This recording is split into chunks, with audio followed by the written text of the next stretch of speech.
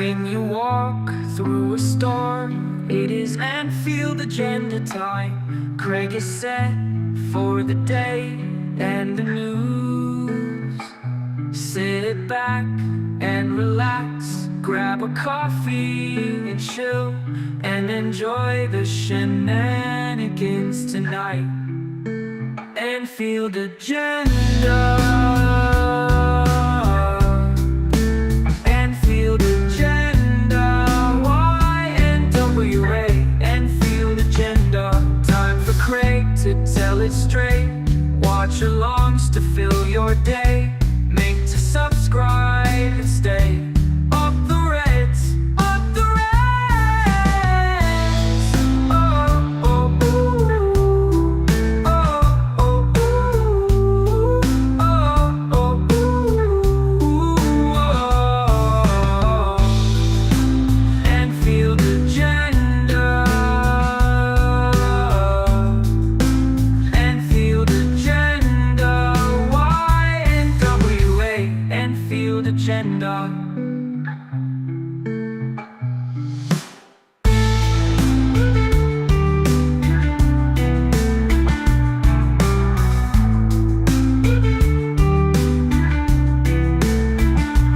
Time for Craig to tell it straight. Watch alongs to fill your day. Make to subscribe and stay. Up the Reds, up the Reds.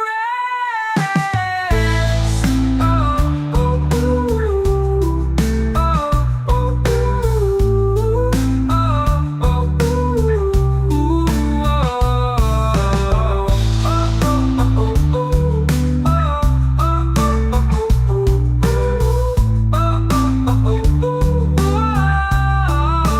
Anfield Agenda. Anfield Agenda. YNWA. Anfield Agenda.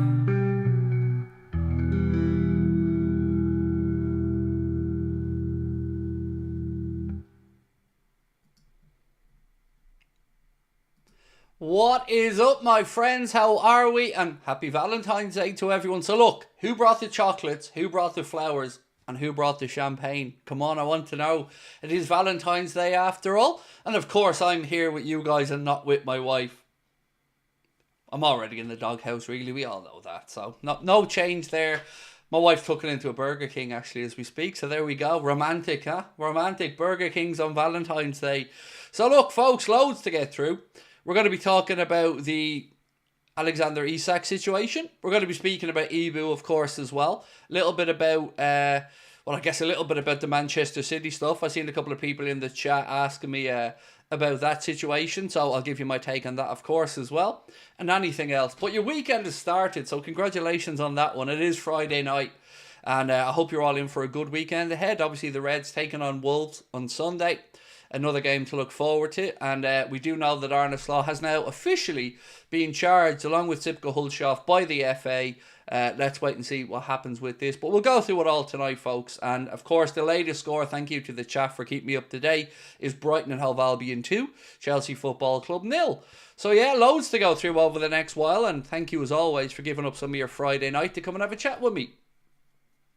So, I guess, look, I want to start off with the charges, if that's okay, because I find the whole thing a joke, to be honest. But here's the statement from the FA that came out today. It said, Everton, Liverpool, Arne Slot and Sipka Hulshoff have been charged following the Premier League fixture between the clubs on Wednesday, 12th of February.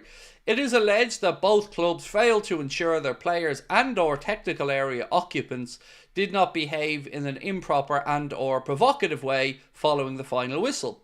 The Liverpool manager allegedly acted in an improper manner and or used insulting and or abusive words and or behaviour towards both the match referee and an assistant referee after the match had finished.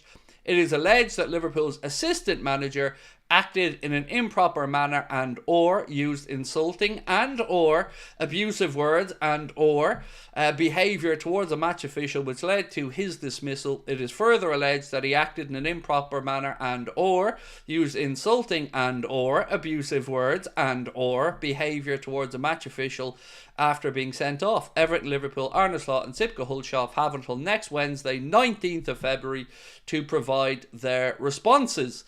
So that is the charge, but do you know what I'm waiting for? I'm waiting to see where Pep Guardiola's one is for the very same thing. You know, when he went up and shook Michael Oliver's handshake very sarcastically. I don't remember him being sent off, but then again, he is Manchester City's manager, isn't he? So yeah, them's the charges, ladies and gentlemen, and Liverpool have until Wednesday to answer those charges. Then after that, there's 3 days for the Premier League to look at that, and then they will decide what's going to happen, and then it'll be 10 days from that or so before we have a hearing. So you're talking about 21 days before anything is figured out here. But let me just say this very clearly. Whilst I understand the charges towards the players and stuff, I'm not sure about the assistant manager, to be honest, but the Arne Slot one seems like a load of my arse, quite frankly. It just seems like nonsense, and let's see what happens with it. But you know what? I think Arne did well to keep as composed as he did. I know I wouldn't have been able to do it on the sideline, especially with those horrendous decisions that Oliver was coming out with. But look, there we have it. Liverpool charge, Everton charge, Arne Slot charge, and Sipka Hulshoff charged. And we'll see what happens with it.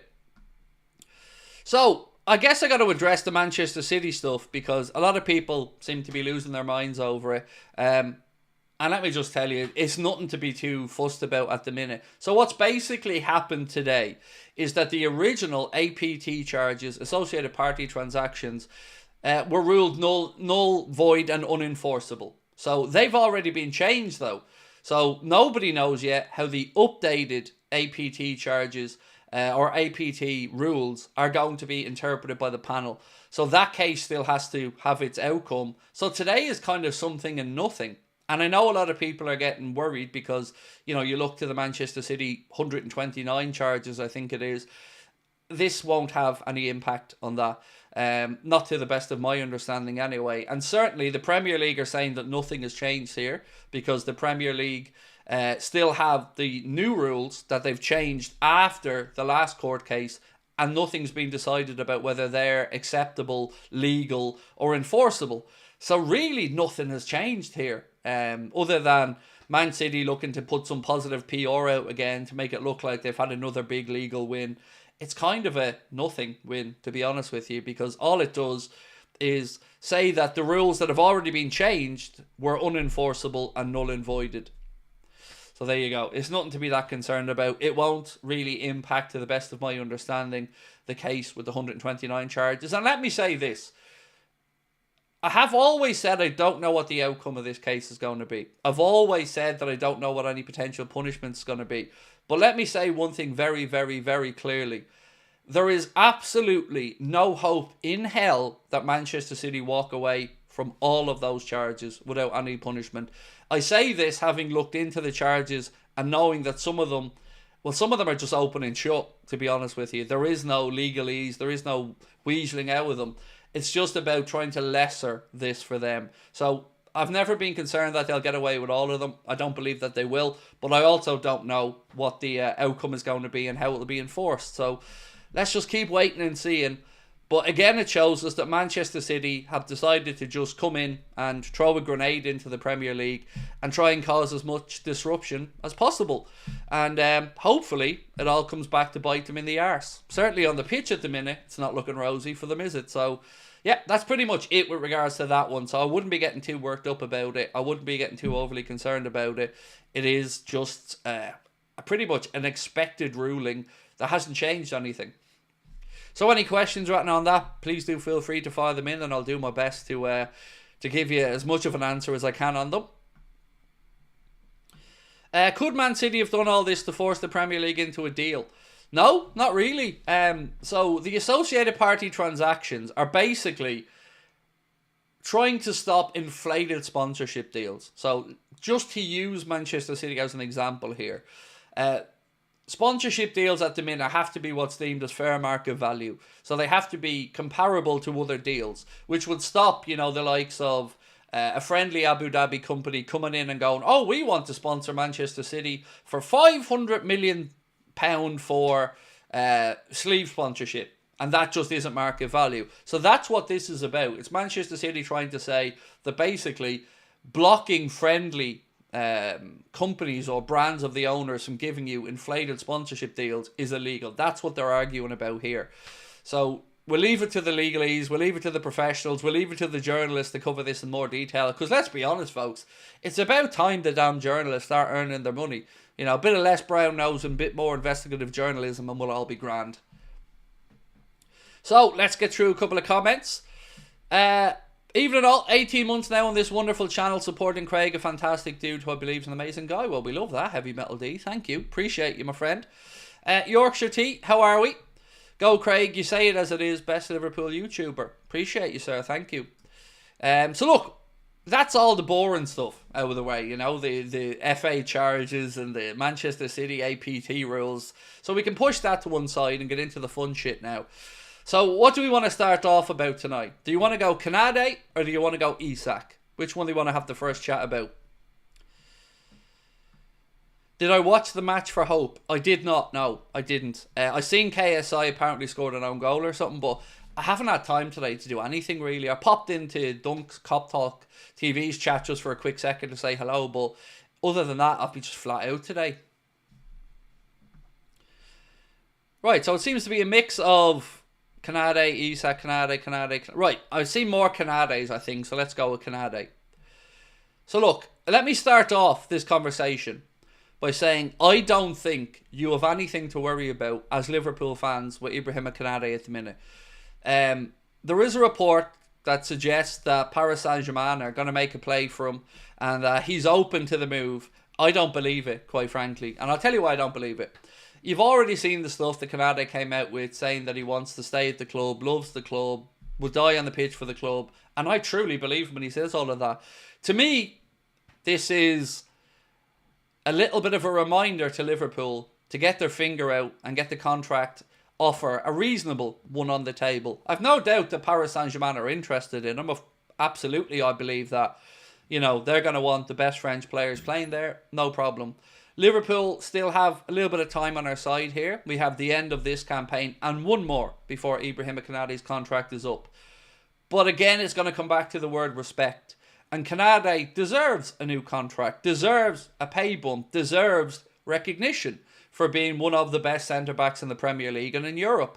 So I think this is just a leak to the media to get Liverpool to get the finger out and to show that Ibrahima Konate has options at other big European clubs. That's my root of it. That's my reading of this situation. ESPN UK have posted to say Paris Saint-Germain are keen to sign the Liverpool defender Ibrahima Konate in the summer, and the player is interested in a move to the League One club. I don't think he is. I think, you've got to keep options open until a contract is signed, but the preference and the priority from the big man will be to stay at Liverpool Football Club. And let's be blunt about this. Let's be really blunt about it. If our football club are stupid enough to not get a contract sorted for him quickly, then we've got bigger problems to be concerned about, folks. Because there is no looking at Ibu and thinking he's not good enough or he's too old or anything else that we can maybe use to figure out other contracts. This man is absolutely flying. Incredible central defender. A leader in that defence. And will take over from Virgil as that defensive leader when Virgil eventually hangs up his boots or whatever happens in the future with Virg.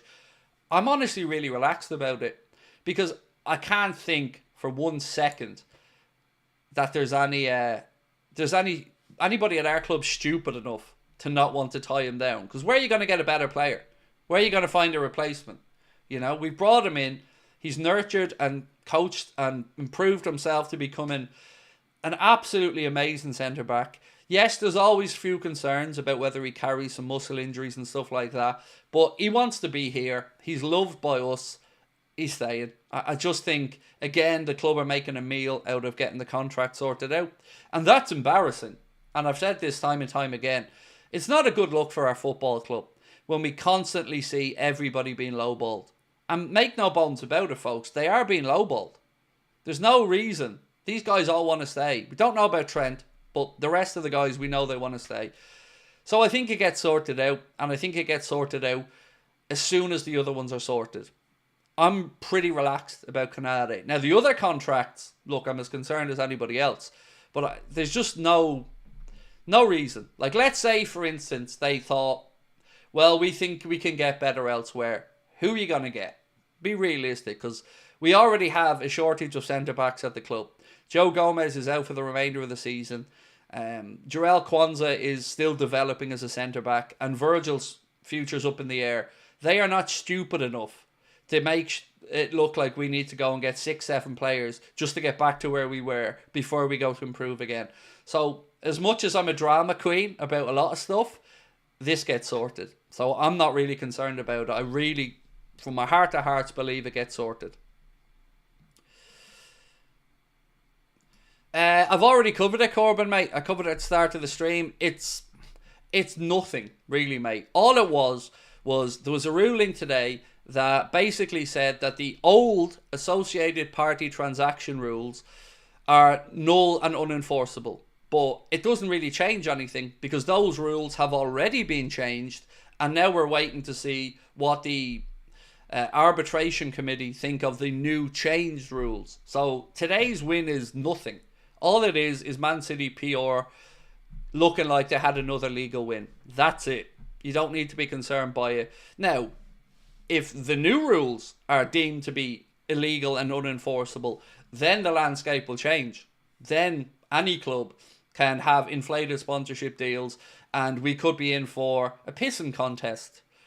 But again, all I can say is this is a problem entirely of the Premier League's own making, and their own stupidity is coming back to bite them in the arse. Abu Dhabi shouldn't have been allowed to buy Manchester City. The Saudi Public Investment Fund, or whoever they're pretending to be to buy Newcastle, should never have been allowed to happen. And now that you've let the wolves into the den, what are they doing? They're acting like fucking wolves. They're acting like people that don't like rules. They're acting like people that are going to throw money at problems. And the Premier League have made this problem themselves. And I've tried to say for so long that this is going to be a situation that's going to happen, because all you have is a pissing contest between rich countries. That's it now. And that's what football could come to if rules aren't deemed to be enforceable. So let's wait and see what happens with that one. But on today's one, don't worry about it. It's something and nothing, really.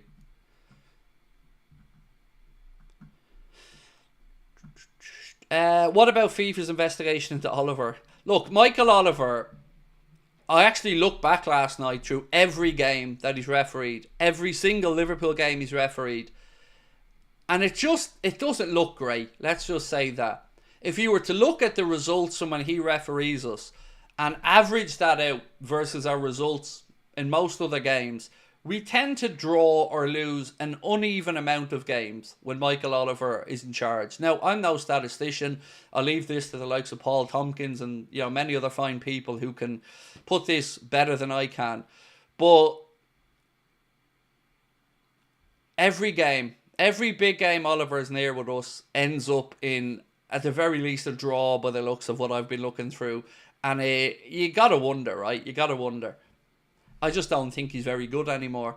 And do you know what gets me the most, though? Is the cover-up.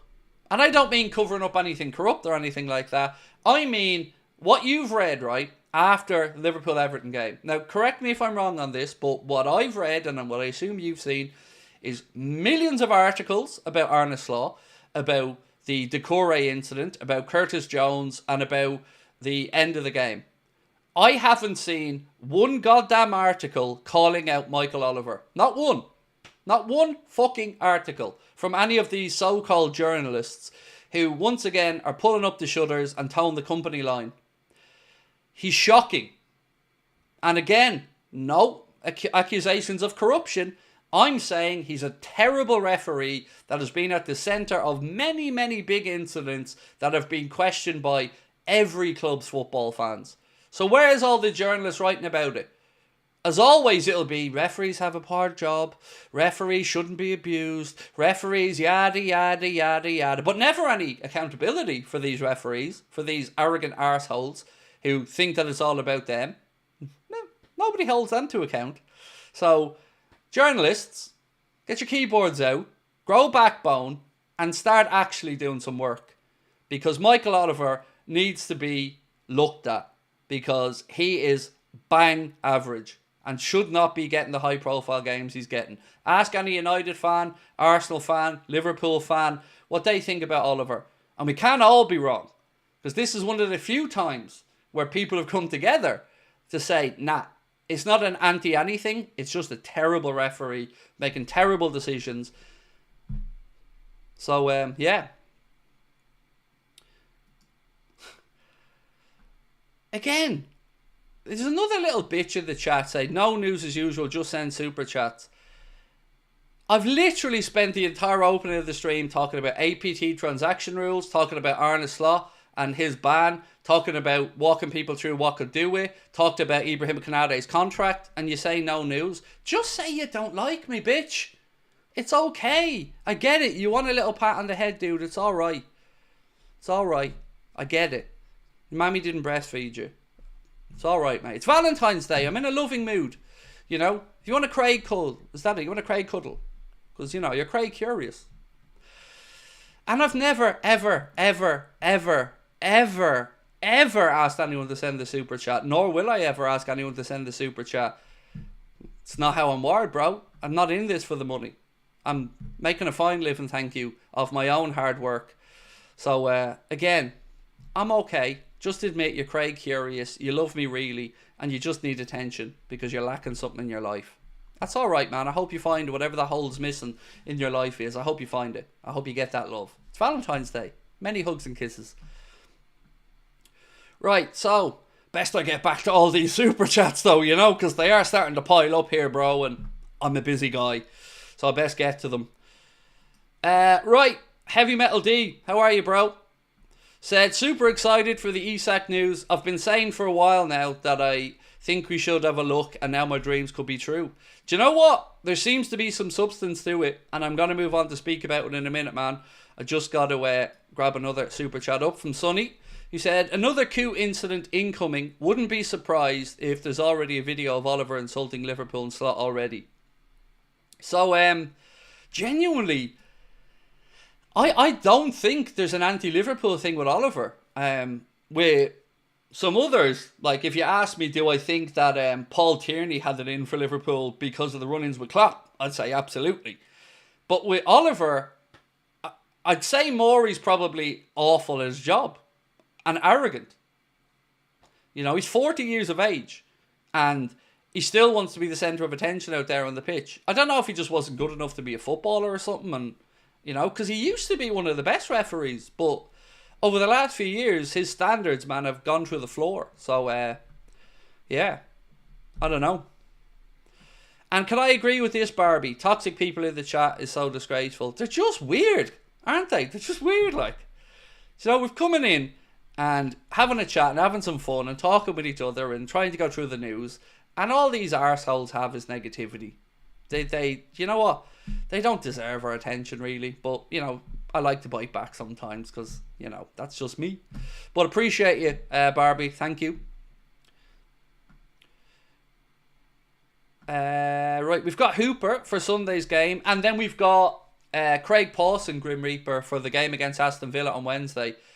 And you know what? I think Craig Pawson did very well in the last game he refereed for us. So I'm not too displeased with that appointment for the game. Actually, speaking about that game, I don't know if you guys seen this today, but Aston Villa had tried to move the game, and it was that what would I call it? That request was denied today by the Premier League. So Aston Villa now have to play, I think it's 5 games in 14 days, which is, look, it's tough. Of course it is. But we just in the middle of a 5 game in 15 day run ourselves. So I understand where Emery's coming from. And on this is what the Aston Villa manager had to say. We were planning 3 weeks of no midweek games, but we're only going to have 2. Why? Because the schedule doesn't make sense. We have to accept it. It's not fair for us. We're going to play a lot of matches in a row in February and not many in March because we're in the Champions League and the FA Cup. We have matches to play, but only one in the Premier League in March. It's not really fair for us. It's not our job. The responsibility is for the people who set the schedule. They need to be demanding and fair with their decisions. We're going to prepare for tomorrow, then Liverpool and Chelsea. It's a key moment for us. And look, I'll be honest, I have every sympathy with Unai Emery and Aston Villa and Liverpool and all the other teams because players have been run into the ground and it's nothing new, unfortunately. It also kind of bugged me as well that we've had some games with no midweek games and then all of a sudden a load of them at once. So I do understand Unai Emery's frustration, but as I mentioned, like, we're on a similar run of games now ourselves. They're 5-14, we 5-15, so it's understandable, but it is what it is. And Neverland said, I hate Everton, love blocking those trolls here on game day. Your thoughts on the Man City case one? I've gone through them a few times, twice already on the stream. They didn't win jack shit, to be honest, mate. All they did was have the rules that have already been changed declared null and void. So it's kind of a nothing win. The new rules, that will still be arbitrated. The APT rules, I think 3 parts of it were changed from the ones that were deemed illegal.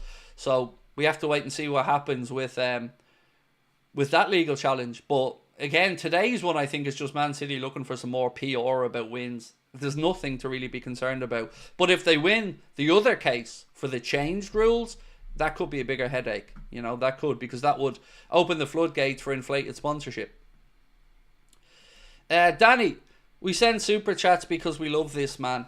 Do you know what? I've never known why people do send them or not, mate. There's never been any expectation of me on them. And I can't understand any YouTubers who are asking for them either.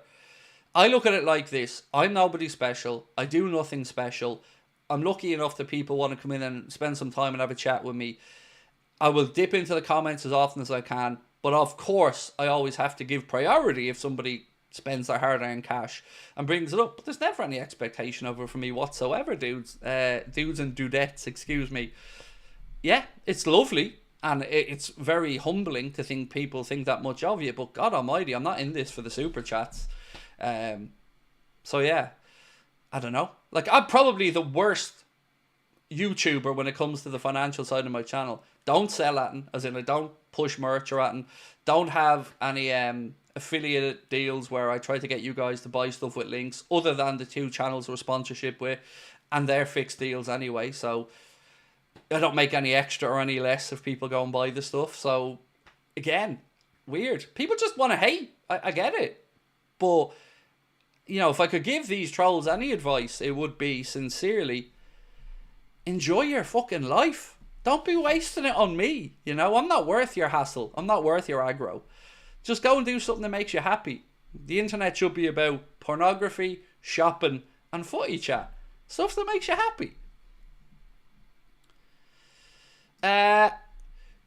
Corbin, how are you, dude?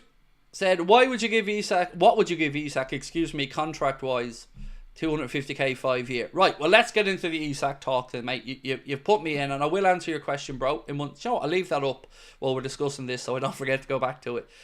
Right, so, on the Isak stuff, what a glorious day this is, by the way, for the news on Isak. Because it's got me excited. I won't lie, it's got me buzzing about it. So, story came out earlier on that said Alexander Isak is interested in joining Liverpool because he wants consistent Champions League football and to win trophies, which is almost guaranteed at Anfield. Firstly, how cool is that to see that written about our club? That these days people think it's almost guaranteed to win trophies if you're at Anfield. I love that. I love that we're in that position as a club. More stuff today posted. You can find these on the Anfield Agenda X account. Said links with Liverpool to Isak appear to have some substance, according to @MSI Douglas. Another one from Tandy, LFC Tandy, shout out to him on Twitter, said Alexander Isak 9 years ago. Liverpool have been in contact with you. Yeah, they have. Let's see what happens. I would love to play for them in the future. Another one from Caught Offside said Alexander Isak is reportedly one of 4 names under consideration at Liverpool to replace Darwin Nunez. So there you go. What do we think about this? Well, it's certainly encouraging because a lot of this stuff has come out today across various journalists, various platforms. So do I think it's possible? It would be a statement. You know, if you were to bring in the money for Darwin, and I don't know what that number will be, and he wants out of Newcastle, because that's what's going to have to make this happen. He's going to have to want out of Newcastle. This season in the Premier League, it's likely that 5 clubs will get Champions League places because their coefficient is so good. So top 5 will probably get you Champions League. Now, if Newcastle don't get themselves into the Champions League, then Isak may push even harder for a move out. But I'm hopeful. I'm hopeful that he's a serious consideration. But I think, you know, we'll have to wait and see what happens with Darwin as well. Now, with regards to Liverpool's financial ability to go out there and sign Isak, we know we have the wiggle room with PSR. That's been pointed out many times. Do we have the willingness to do it from the ownership? That's a question I can't answer you at this moment in time. But age-wise, young enough, 24, 25, I think, if my memory's right. Premier League tried and tested.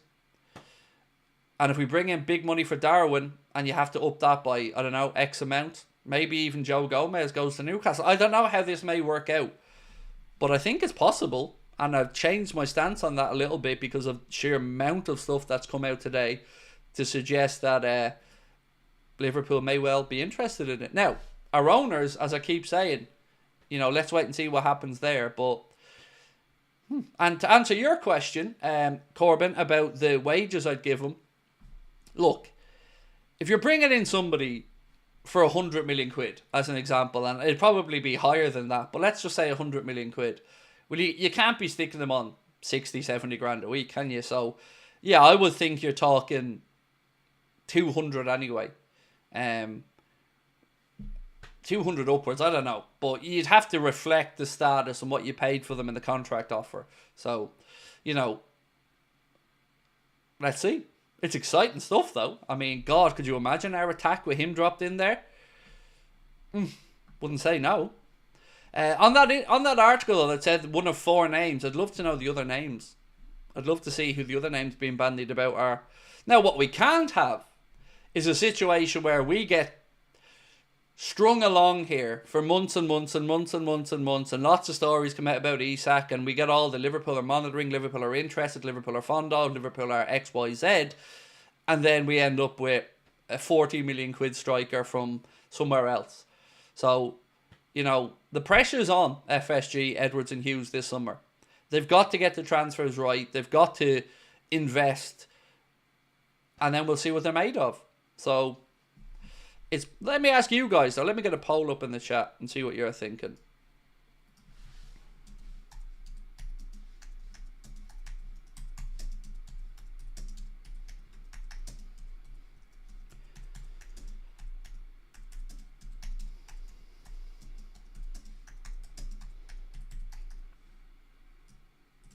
Cool. So, question is, do you think LFC might actually sign Isak in the summer? Yay or nay? We'll leave that running in the background. Scott Engerson, how are you, Scott? Said, it's hard to have faith in FSG. Yes, it is. But we've gone through 2 windows now without spending money. And I mean net spending money. We've made a profit. So that's a whole year of no outlay. A whole year of no big contract extensions pretty much as well. And we still have the wiggle room from the Adrian San Miguel, Thiago Alcantara and Joe Matip contracts that were ended. So there's no denying the wiggle room and the financial ability is there. We also will have, you know, a good Champions League campaign here where we've already raked in a load of dough from that. Who knows how far we'll go in it. We're odds on to go and win the Premier League this year, and that will bring in increased revenue and opportunities as well. The 3 stripes are back. So, who knows? Who knows? I'm more concerned, as I've said all the way through, about the contracts right now. Because the summer we can't do anything about. You know, you can line up deals or talk to players, but right now, we have 3 big contracts, and they should be the focus. Because today, as an example, Jamal Musiala agreed a new deal with Bayern Munich. So that means that they've agreed deals with Neuer, Alphonso Davies and Jamal Musiala. But yet Liverpool and our recruitment team Still no contract extensions. So this deal here, Fabrizio Romano said, breaking, Jamal Musiala signs a new deal at FC Bayern until June 2030. After long negotiations, Musiala signs a new contract at the club following Manuel Neuer and Alphonso Davies. Huge news for the Bayern project. And of course it is huge news because he's he's a well sought after forward who is doing incredible things. So why can't we get some of that done? And I think we're perfectly within our rights at this point to ask that. But Rami Abbas Issa has he said hello as well today, hasn't he? By the way, Ibu, if you're watching, don't be retweeting Goldbridge videos, bro. Anfield Agenda is where it's at, So I'll back you up all the time, Ibu. You don't need to be worrying about it. We got you. So, Rami Abbas Issa, Mohamed Salah's representative, put up a short but very interesting post today. So Empire of the Cop posted that we're 7 points clear, there's a title to be won, with an image of Arne Slot. And then Rami Abbas Issa quote tweeted this saying, excellent at his job. So he's clearly a fan of the work being done by Arne Slot. I mean, why wouldn't he be? Look at the impact Mohamed Salah has had since Arne has come in and the sheer volume of goals and assists that Mo's putting up. So I'm taking this as a positive sign, ladies and gentlemen, because, the representative of our superstar is saying that the manager that's in there now is very good at his job, which excellent, actually, at his job. So I'll take that as a win. Who do you want as a Salah successor? I don't want Mo to go for at least 2 years. And in that 2 years, I hope that we can figure out who that is. Now, there are players I like Nico Williams. It depends what happens with Diaz as well. Because if Diaz moved on, well, Williams could come in and battle Gakpo on the left side. And then we could look at something else on the right side. So there's a lot of if, buts and maybes at the minute. But I don't know. I've just, probably the same as everybody else, I felt a little surge of optimism around Mo and Virgil over the past few days. I don't know if I'm being kind of nostalgic when I see the stuff going up around Anfield, which is just to do with more of the club's marketing side of things. But, you see them front and centre. You see them playing with a smile on their face on the pitch. You know how important they are to the team and the squad. You know that both of them want to stay. I even said yesterday when there was reports that Rami Abbas Issa was speaking with Real Madrid, Barcelona and other clubs. I totally understand that because he has to. He'd be failing his client if he didn't. You can't just say, well, we're not going to look at anything and then last minute Liverpool can't agree a deal and he has to go and find a move for his player. So he has to look at every eventuality. I'm sure Virgil's agent's doing the same. And Trent, well, we know what Trent's options are in front of him. So, I think it's entirely professional of Rami Abbas to do that. But I do feel that the priority is still going to be with Liverpool. Right, Jack, how are you, my man? And thank you for your super chat. Said, Isak is the clear first choice. However, Cunha as a plan B would also excite me either way. In my humble opinion, I threw the word humble in there for you, I don't know why. The next striker has to be Premier League proven. Cunha also has a release clause which makes the deal easy. I don't think there's value in Cunha's release clause. I think 62.3 million, something like that. And I also don't have a big enough sample size to think that Matheus Cunha would be good enough to lead our front line. So I'd be on the fence on him, Jack, to be honest with you. I would be far more excited about the idea of Isak, mate. I would. Cunha just feels like, I don't know, still feels like a roll of the dice to me. But, I'm not saying I'm right on it. Mike, I think Elon Musk or Red Bull should save us from FSG. They don't care, being less secretive about it now. So, look, my thoughts on the owners. I want them to spend or get out. The Elon Musk stuff, I think we need to just forget about because he has so many other things happening at the minute, so many things going on. He's involved in so many other things that's not going to be something I think ever comes to fruition. Red Bull, don't know. Do you know what? I actually don't know how I'd feel about that. I've never even thought about Red Bull. How would I feel I think I'd be happier with Red Bull, to be honest with you. Because if you Red Bull were to buy Liverpool as an example, and I know they have a small stake or something or an interest in Leeds, but if they were to, and this is a hypothetical chat, you're already getting a very established pyramid of football clubs with scouting networks, with Jurgen at the helm there. But I've never seen any real mention of the idea of them buying us, unless I've missed it. I've just not seen it. Yanis, how are you, sir? Hi, Craig. After the two Everton players got treated on Wednesday, shouldn't have gone out for 30 seconds. Isn't that a violation of the rules? So I'm trying to remember the incident. I think it was a head-on chest. Do you know, I don't know the head injury rule. I don't know, is the honest answer. I don't know if they do have to go off if they're treated for a head injury or not. I know if a player is injured and there's a booking involved, the player doesn't have to leave the pitch. But on this one, I'm going to feign ignorance if that's all right. But the extra time is just the part that annoys me about that whole situation. And the fact Salah was fouled before that. And the fact that there was a shove in the back of Ibrahima Konate, which was... Apparently, Enzo Fernandez had a goal ruled out today for a shove in the back of a defender. Ironic that, isn't it? That it can happen in another game, but not in our game for some reason, even after VAR looked at it. Yeah.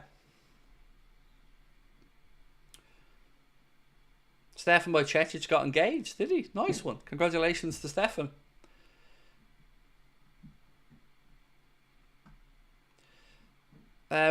We can't keep going for second choice all the time. We need the best, which Isak is. So, I'm not trying to be a smart arse with this question. This is a genuine question. Who were the second choices we've gone for in the end? Again, I'm not trying to start an argument or anything. I'm just trying to refresh my own memory. Because with Mohamed Salah, when he was brought in, it wasn't that it was a second choice. It was more that Klopp initially wanted Julian Brandt, and then the club wanted him to get Mohamed Salah, and you know they kept pushing and pushing and pushing, and obviously that was the right decision. But Alisson Becker, number one, Virgil van Dijk, number one, Endo, yeah, Endo. Look, Endo was an interesting one, but I think you can justify Endo because of the price. You know, it was a stopgap was probably the way I'd refer to that one. But normally we haven't really gone to second on the list, you know, and that's why we've got no transfers sometimes. It's because, like Zubimendi, as an example, he was the guy that didn't work out, and then we didn't have a plan B or one that we were willing to go and try and get over the line. Was Nunez first choice? I believe he was, yes. But let me say this. I don't think we signed Darwin Nunez if Michael Edwards is at the club. And I mean that in a good way. Because I think we signed Darwin off the back of one good season and good performances against us. And that's dangerous. And usually when we sign players, especially for bigger money, they want a bigger sample size of good form in a high caliber league. So I don't think we signed Darwin Nunez if Michael Edwards was still at the club. Michael Oliver. I might be doing the City game, Soz. That's alright, man. It's alright. You know, we still beat them anyway. So, you know, it's okay, Michael. I forgive you on that one. Yanis. Slot should name Jones captain in the Everton match. Yeah, look, fair play to Jones for stepping up and looking out for the fans. And, yeah, certainly went up in a lot of people's estimations, showing his real, true colours there, Curtis. So, fair play to him. You know, we know he's suspended for the game against Wolves at the weekend. So I've seen a few people come in asking about the Arne Slot situation again. So what all that happened today is that we got the confirmation that he is going to be charged. So now what happens is Liverpool have until Wednesday to answer the charges for themselves, for Sipka Hulshoff and for Arne Slot. Then after that, there's 3 days where the Premier League have to look at what Liverpool have put forward, any evidence that Liverpool have put forward, and then they'll examine that, and then if they deem that they want to still move ahead with it, there will be a hearing set for, I think it's 10 days after that. So you're talking about 3 weeks before we get to the end of this scenario. Unless Arne Slot accepts the charges, which I very much doubt would be the case.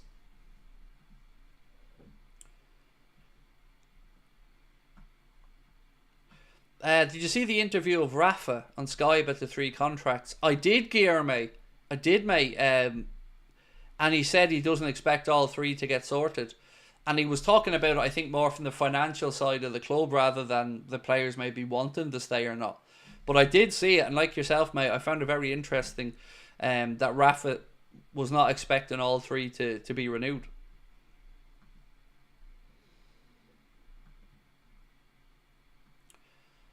All this over a handshake. So they're trying to backtrack a little bit here, though, Turbo Minty. If you've not seen it, they're trying to like now say it's not only because of what he said to Oliver, it's because of what he said to the 4th official and linesman, which is absolute horseshit. Because what if Arne Slot didn't go over to Michael Oliver at the end of the game? Then he doesn't get a red card. Because there was no Michael Oliver gone over to the sidelines to send them off. He had a chance to do that, didn't do it. So any of this nonsense that it was anything other than Arne Slot in that moment with Michael Oliver's ego not being able to take sarcasm from Arne Slot before dishing a red card, I think they're just trying to backtrack. That's what I see in this anyway. Because if he was going to be sent off for the stuff he said to the linesman or the 4th official, then Oliver would have ran over to the side of the pitch and done it. But he didn't. And he restarted the game and it went on. And then he blew the final whistle. And then Arne only got sent off when he went over, shook his hand and said, great game. So, yeah, lip readers have already been there, mate. I still have it in my notes from yesterday. I'll read you out what a lip reader has said about it. 1 second. Still have these in my notes from yesterday.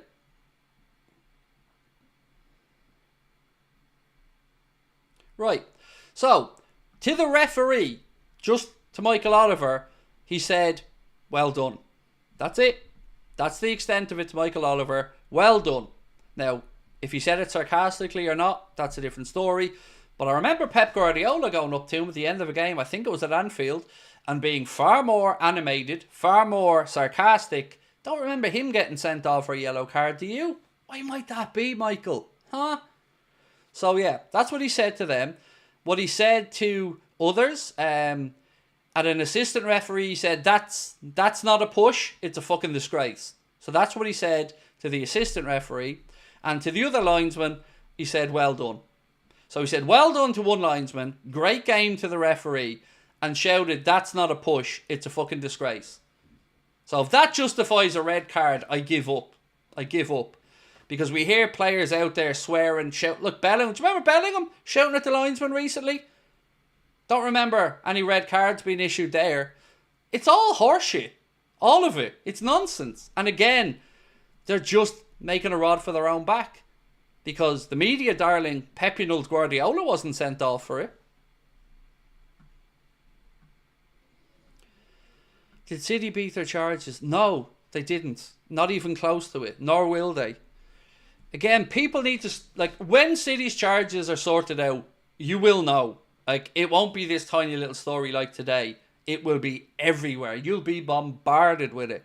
So when that situation is finally resolved, you won't have to be asking me, is it resolved? I promise you, you'll know about it because you won't be able to go on the internet without seeing it everywhere. And they are going to be found guilty of some of them because some of them are just administrative things that is pretty open and shut. It's just a matter of, for me, how many of these charges City can whittle down and what type of a compromise can they perhaps get. And I see all of these other things as just a distraction for Man City to try and, again, get good PR out of it. So, yeah, you don't need to worry about it, my man. When we finally get those, we'll know. And I'll be on here, loud and clear, telling you about them, I promise you. Craig, hope you're happy today, but disappointing. Draw against Everton 2-2. Forget about Oliver referee, controversial scenes. Let's focus on Wolves. Yeah, look, we can't change that now, mate, you know. Of course, it's frustrating. Like all of you, I was disappointed with how it ended. But we know where we're at now. We're 7 points clear. We have a game against Wolves this weekend. And then, if both us and Arsenal win, we have a chance to go 10 points clear. Because we play on Wednesday and Arsenal don't play till the weekend, of which when we play again. So we're going to be a game ahead of them because our fixture against Villa was supposed to be when the League Cup final is, so it was moved all the way forward to now. So we're going to have Arsenal will have a game in hand on us. So we're going to have this situation flipped now where it looked like a small points tally because we played a game less. If we win now, it's going to go the other way where it's going to look like a bigger gap, but they'll have a game in hand. So it's going to be an interesting psychological turn of events now for the next month or so until the international break.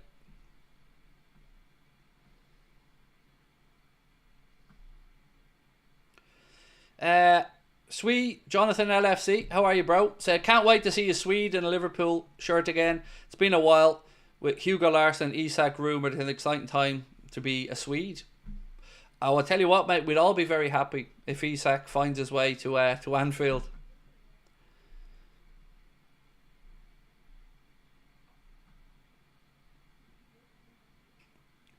I think we are thinking too much, can only play the next game. Look, I know, I'm with you, Gareth, you're right.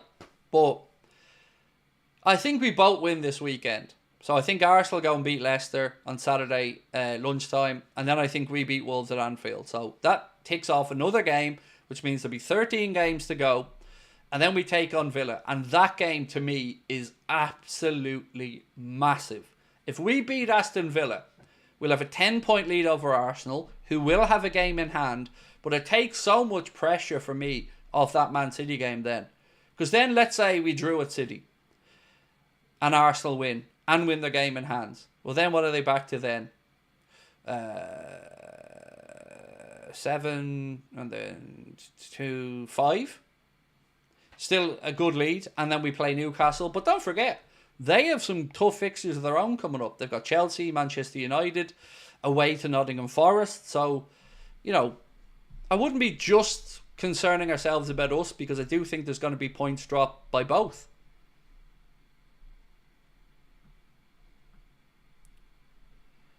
AJ said Isak is too expensive, Craig. No, plus we need defenders. The Isak thing will mainly be funded by the Darwin sale, plus some extra. So, you know, I'm not saying Isak is happening. All I'm saying is there's been very, very consistent reporting about our interest today. And it's possible. But there's going to have to be some spending done there. You're right. You know, you're not going to get enough in for Darwin that will give you the money to go and buy Isak. You're going to have to put money on top of that. But, you know, I do think it's... I think there's a chance. I'm not saying it's a high chance, but it will come down to some other factors that may have to come in our favour. Maybe Newcastle don't qualify for the Champions League. And that maybe forces them into having to sell because that's another season and they won't have Champions League football money and another PSR headache perhaps for them. So, you know, a lot of things are going to happen for the transfer to fall into place, but, you know, we can't sort that out now. Hani said, thoughts on Darwin leaving? It's the right decision. No bad feelings, no belittling the lad, none of that stuff. It's just the right decision. Hasn't worked out. Both sides have tried. You know, Liverpool have had 2 different coaches now working with them. Darwin played under 2 different coaches. You can see it's not from a lack of effort from Darwin. He always gives it all out there on the pitch. Just hasn't worked, and sometimes that happens in football. So it's a matter of resolving it to the best outcome for both parties. You know, Darwin has to get a move that him and his family are happy with, and Liverpool have to get a deal that they're happy with. So, yeah, it's just unfortunate, you know. It is what it is. We can't keep going on, though. We can't go into a year 3 and then keep waiting and waiting. It's not going to happen. So, I think it's best to find the best way of it for everyone. In your opinion, who should be captain if both VVD and Trent leave? Maka, Konate. Yeah, Maka or Konate would be my initial thoughts. I wanted to draw your attention to something about Alisson, though, if I can. 1 second. Harry, I'll get to that super chat in 2 seconds, my man. Just bear with me. Where was it? Where's the story on Ali?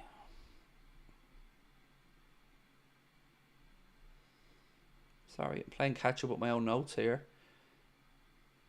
Right, so Rudy Galletti, with Team Talk, has posted to say Alisson's future at Liverpool is not guaranteed, despite his contract running until 2027. The Brazilian goalkeeper could leave in the summer as Liverpool are ready to listen to suitable offers. So,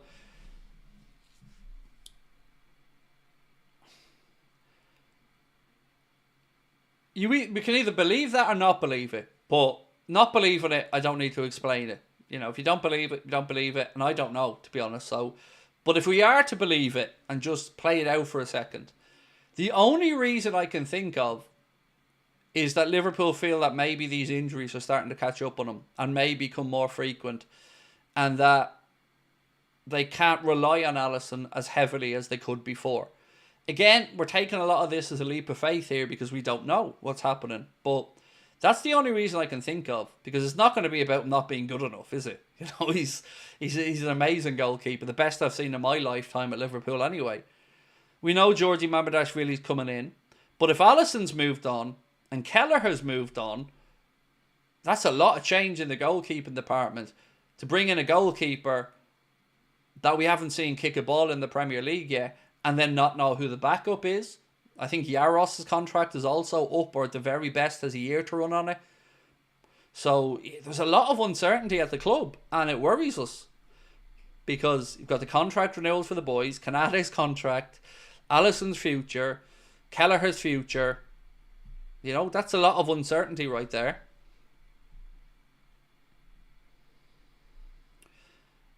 Keith said if that's the case, get a new contract for Kelleher. He won't sign it. He won't sign it. And I don't blame him, because he's not the number one. Like, put yourself in his shoes. If you're at Caoimhín Kelleher and you've come in 2 seasons in a row for a good chunk of the season, done really well while Alisson's been out, and then you see Liverpool going and signing another young goalkeeper, you're not sticking around, are you? Because you're going to say straight away, how could I not be number one? Why was I not considered as a potential number one if Alisson was to move on? So for Caoimhín, it's about wanting to go and play every week. And he's not going to get that at Liverpool. So he's going to move on. And he only has 1 year to go on his contract as well. So, you know, this will be the summer for him to get that move away. I'm not saying it's the right thing. I'm not saying I wouldn't love him to stay. Of course I would. But it's the logical thing. Which is why that would be a very, very big call to make if Liverpool were really ready to listen to offers for Alisson. It would be a big, big, big, brave, bold decision.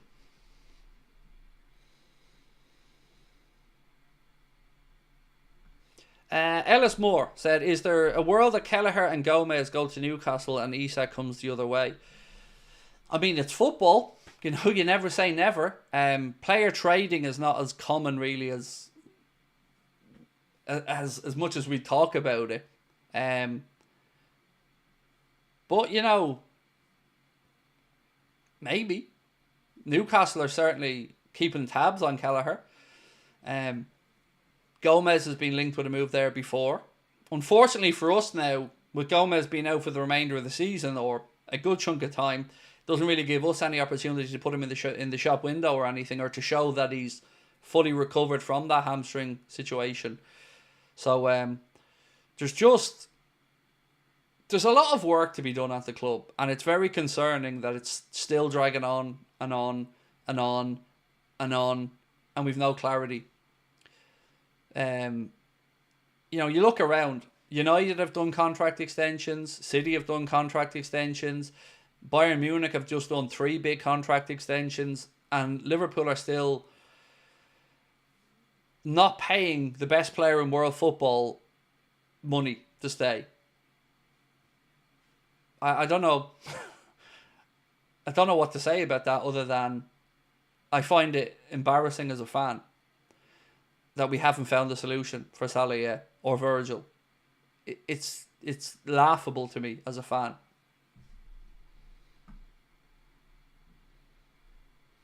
Have you touched on the City case? Yeah. It will impact on the Premier League like this, Morton. In no way. Because all today was a ruling to say that the previous associated party transaction rules, which have already been changed, were null and voided and unenforceable. So it was kind of a nothing hearing. The ones that has taken place now and next will be the important one, because the Premier League have changed 3 aspects of the associated party transaction rules, and that case has still to be heard by an administrative panel. And then we'll see what happens, because if they deem all of it unenforceable, then, you know, all bets are off, because you can inflate your sponsorship all you want then, and that's going to cause massive headaches. But I've only saying the same stuff over and over again. This is the Premier League's own fault. This is what happens when you let the wolves into the chicken coop. You know, you allow countries to own football clubs in your league, countries especially that aren't used to red tape, rules and regulations, and are used to getting their own way and throwing money at problems if they want, and this is what happens. And I've warned about it for years. And all this bullshit and all these legal tussles are avoidable, and were avoidable, if the Premier League did their job and looked after the fucking league and the product. But they didn't, because all anybody sees in football is dollar signs. That's it. Everybody wants more money, more money, more money, more money, more money, more money, and nobody's looking out for the game. Nobody's looking out for the Premier League overall. Nobody's looking out for the fans. It's just greed, greed, greed, and more bleeding greed. And then, oh, there's problems? How?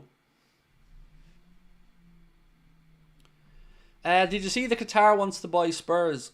I didn't see too much about it, but I did hear some talk of it. I think it was on Sky Sports back pages or something. I seen journalists talking about it the other night. I don't know what to say there, you know. It's not really a Liverpool concern, but, you know, let and see what happens.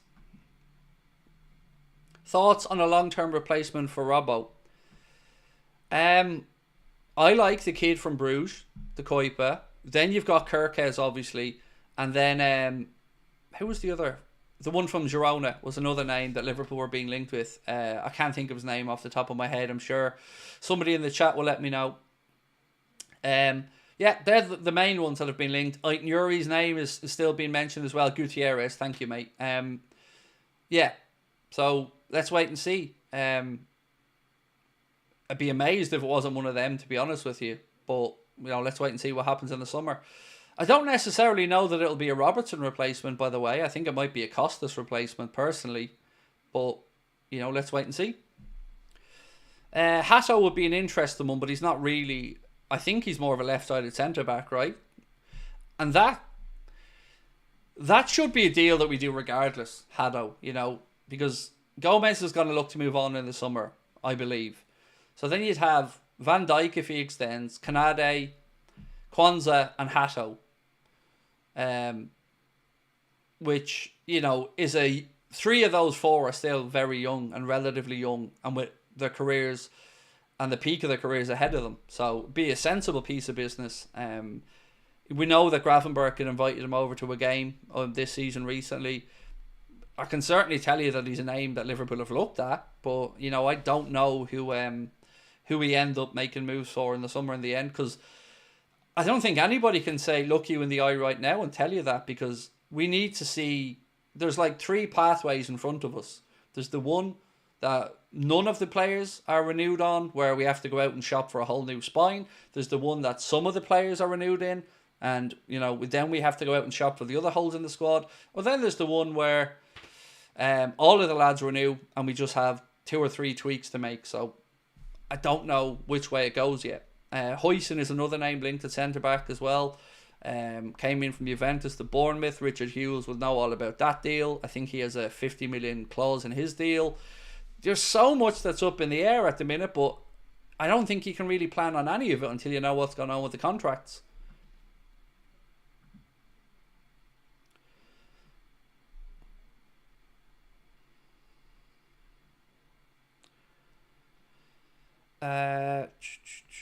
The stats on Gutierrez were not that good. I've never watched them, naturalist, mate. I've really never paid much attention to him.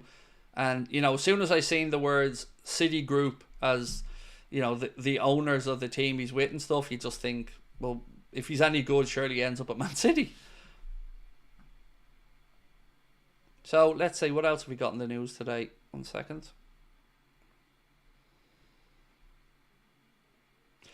James Pearce again put out there to confirm that Arne Slot said today in his presser that Cody Gakpo is a doubt for the game against Wolves with a knock. I'd love him to play against Wolves because he's in tremendous form at home, but if he's not, I'd say rest him up. Don't take any chances. Play Diaz in left wing and make sure Gakpo's available for the game against Aston Villa midweek if that's possible. So let's check back in on the question I asked. Do you think Liverpool might actually sign Isak in the summer?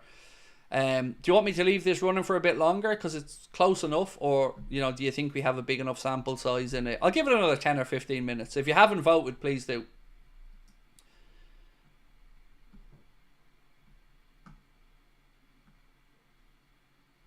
Did I miss a super chat, David? Sorry, let me go back through, mate. Oh, yeah, I did, and I even told Harry I'd go back to it. Sorry, Harry. So, there you go. Thoughts on Usyk considering a fight with Pereira? Look, Usyk can do whatever the hell he wants because he's earned the right to do it. And if that's a crossover fight or anything else, he's completed boxing. Became undisputed cruiserweight champion, won the Muhammad Ali trophy as well. Undisputed heavyweight champion. The man's earned the right to do what the hell he wants. He's nothing left to prove in boxing. He's nobody left to beat. He's cleaned up the divisions. Yeah. Again, I love Usyk. Absolutely love the man to bits. He is everything I love about boxing in one human being. I was there when he won his first heavyweight world title at the Tottenham Hotspur Stadium when he beat AJ. I love the man to bits, and he's earned the right to do whatever the hell he wants. So, yeah, I just hope he stays safe, makes a load of money for him and his family in his future, and gets out of the boxing game as intelligent as he went into it.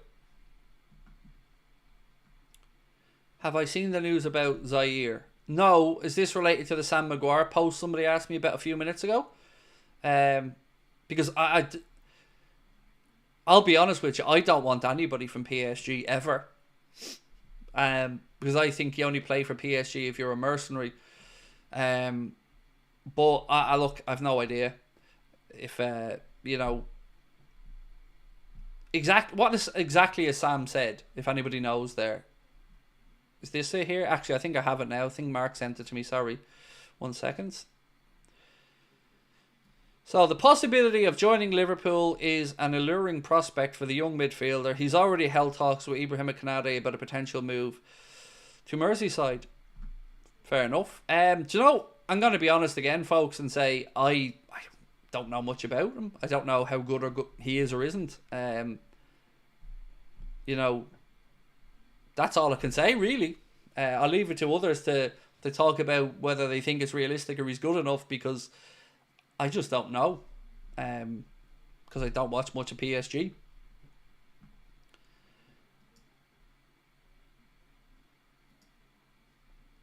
What's my sauce for this rumour? Sauce. Ketchup. What's my source for it? Multiple journalists. It's not like it's a hidden fact that Liverpool are scouting him and interested in him. I personally had it confirmed by 2 journalists, but I'm not saying he's a done deal or we're signing him, because there were other clubs looking at him. Madrid are another club looking at Hoyson.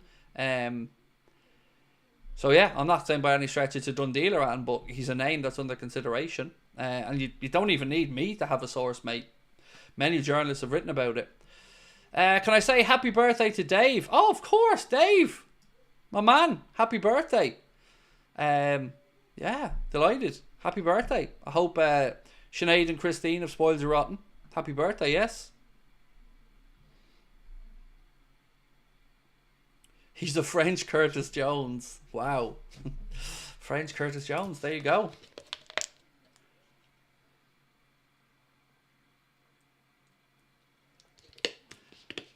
I'm trying to figure out in my head now what a French Curtis Jones is.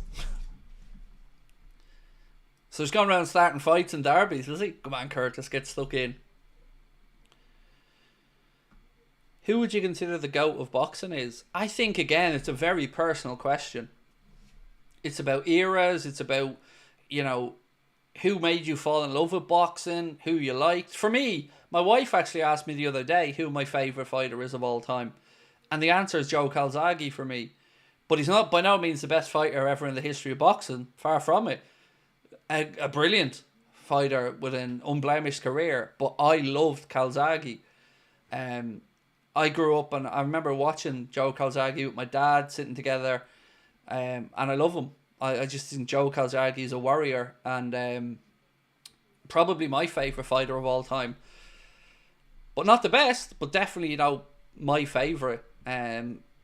Mike Tyson, obviously incredible as well when I was growing up. You know, the best defensive fighter of all time I've ever seen is Floyd Mayweather, without a shadow of a doubt. You know, if the art of boxing is to not get hit, well then Mayweather absolutely perfected that art.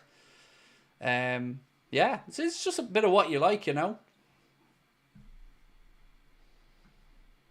Steve Collins was a monster. That documentary about that one night in Mill Street where he fought Chris Ben, or excuse me, not Conor Ben, Chris Eubank, sorry. That was an incredible documentary as well, worth watching for any Irish people.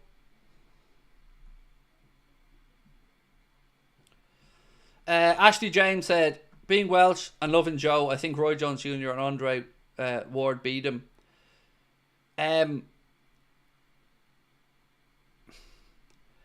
Who knows? Who knows? I mean, the really interesting one was Froch. You know, that we never got to see that fight. Was it Froch? Were they crossed now? Was it Froch when he was coming through? It was Froch, wasn't it?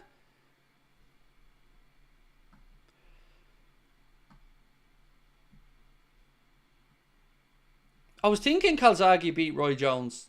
He also beat Hopkins, didn't he? He beat Bernard Hopkins towards the very end of his career. I remember watching that one. I thought I'd remembered him fighting Jones, but, you know, I did want to say it in case I was wrong. But I definitely remember him fighting Bernard Hopkins. And Mikhail Kessler. I remember that one as well.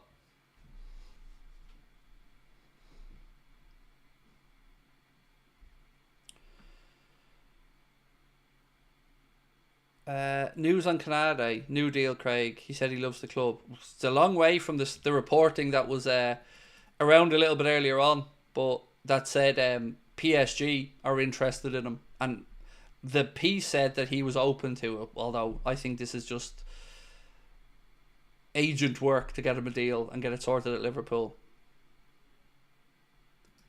Right, so this one said Liverpool are keeping a close eye on Warren Zaire-Emery and are prepared to go big on him if given encouragement. The PSG youngster ticks a lot of boxes for an earnest slot midfielder.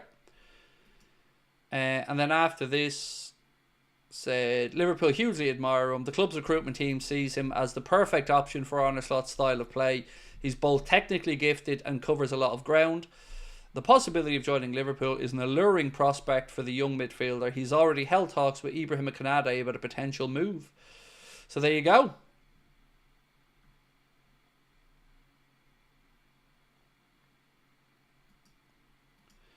Oh, hush, Craig.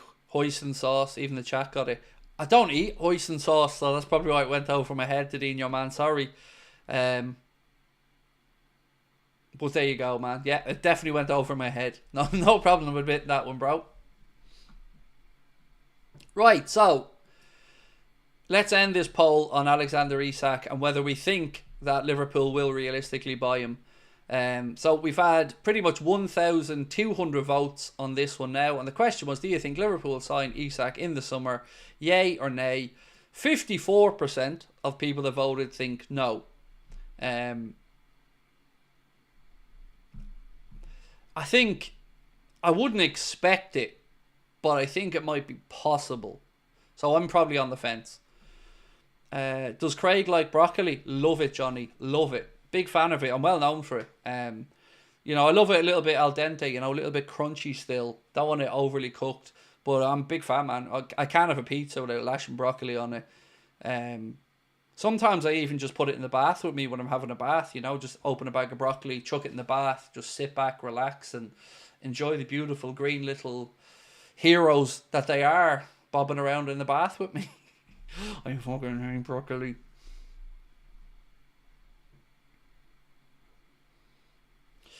Craig, do you remember when you said you would eat broccoli if you win the Prem? Oh yeah, I'm a man of my word. I plan on doing it on stage at the Liverpool show as well, if we win the league. So yeah, you know, come to the live show in Liverpool on May 28th, and you'll get to see a fat man eat broccoli and probably vomit, as well as getting to see Steve Bland, Jack 6-0 Gill, Chris Stonage, myself and Connor all getting together for a reunion. You said you don't like it before. Johnny, is the sarcasm detector broken there, my man? I despise it, bro. I hate it. But so why'd you ask the fucking question then? Huh? Does Craig like broccoli? I give you a nice, funny, humorous answer, and you said you didn't like it before. Then why are you asking the question? If you know the answer, why are you being a dick?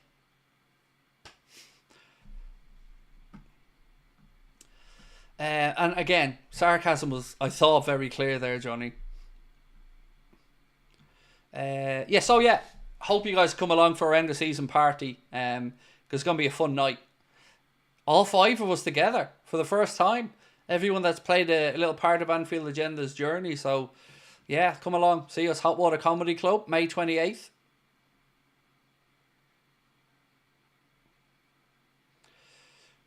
Brocco Bath, there we go, get that hashtag going, Lynchin. Brocco Bath. We've just invented something together, you know. Yeah, we've invented it. We can sell our broccoli bath water together. You know, you send the broccoli, I'll fill up the bath, and we'll fill up a load of water bottles, and we'll start selling the Anfield Agenda broccoli bath water. What could go wrong? If that isn't an eau de whatever the hell that French word is, yeah, there you go. I could do my own Johnny Depp version of it, you know, his Sauvage one. I could do it. Yeah, there you go. Brocco Bath. Brocco Bath. Spray it on me. Because I'm worth it. Me and a mankini spraying on the Brocco Bath. There you go. Eau de Toilette, that's the one. Although that's the cheap one, isn't it? It's the Eau de Parfum. I think that's the expensive one. The Eau de Toilette's the cheaper one, if I'm not mistaken. So there we go. Yeah, look, we've invented it together. We could even have the top of the bottle being a broccoli head, you know? So there you go. You open the broccoli head on top of the bottle to open it. Like Sex Panther, except in broccoli form. You know what I mean? 80% of the time it works every time.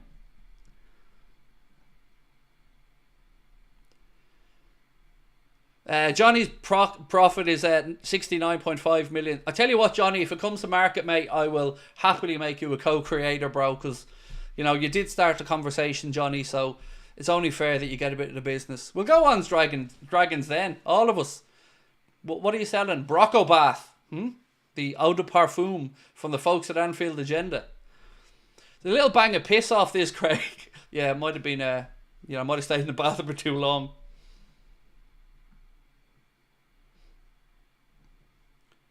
Who was just linked again?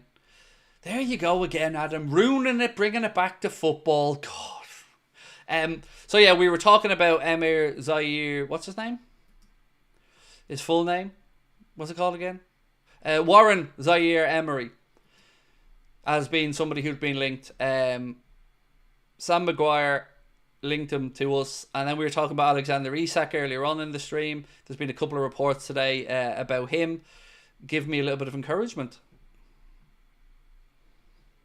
I'll have 2 bottles, please, says Dave. There you go. Do you know what I mean? And it on Valentine's Day as well. Johnny, you've played a blinder here, bro. It's Valentine's Day and you've just invented a new perfume, Johnny. I tell you what a Valentine's Day this is. You know what you're getting next year, ladies?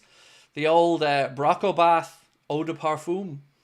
We'll make sure that it's gender neutral so we can sell it to everyone. You know, we'll make it a scent that appeals to everyone.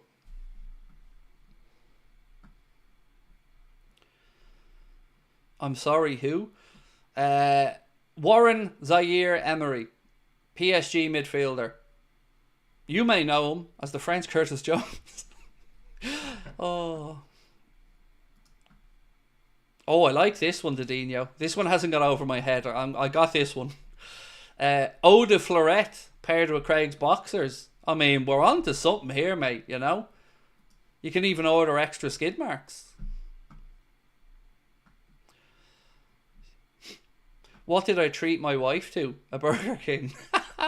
I'm not even joking. That was it. That was the love in the Houlden household today. Sabrina got herself a Burger King. There you go. That's it. I got her a Whopper. And I mean that in the literal sense of the word. So yeah, there you go. Look, man, I'm married. I'm together with my missus 25 years this year. You know, I'm past having to pretend I care about romance and all, you know. So there you go. Nothing but the finest. Do you know what? I'm a gentleman though. She could have it her way.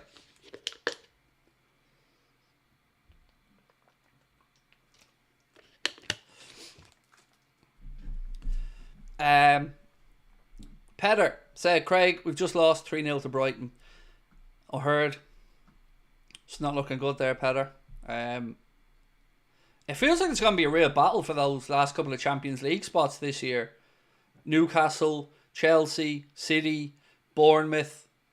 Yeah, it's going to be interesting. I think 5 spots this season because of our coefficient and how well the English teams are doing in the Champions League and the Europa League. So, yeah, let's wait and see. It's going to be a very interesting end to the season.